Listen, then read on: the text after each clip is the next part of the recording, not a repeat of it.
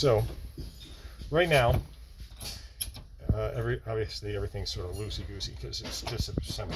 But right now it's in gear, and I've got to remember I'm the engine and I'm turning clockwise, and the output coupling, so the input is going clockwise, output coupling relative to me is going counterclockwise.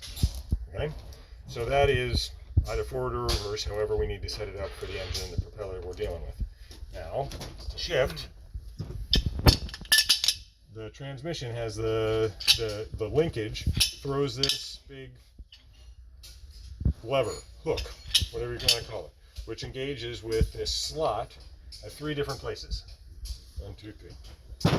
And so what happens is then that's going to throw this to the other side. Now, I'm going clockwise still, and the output is also going clockwise.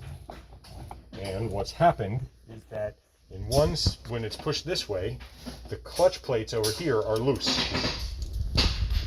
And look at what the gears are doing. This gear is not turning with that. Turning opposite. This gear is not driving the output. Right? But this gear is locked to the output. They are turning the same direction. Now, the thing that is from this angle looks magic is that these 2 gears are turning the same direction, which is not how gears work.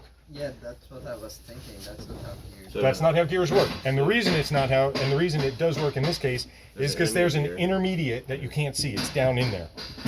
These 2 gears actually are not engaged with each other. They're not touching. That's not the case over here. These 2 gears are engaged with each other. That's why they're going opposite directions. Over here we have an intermediate. Right? So these, like a sun gear? Not like a sun gear, an intermediate, like what you had inside the timing cover for between your crankshaft, the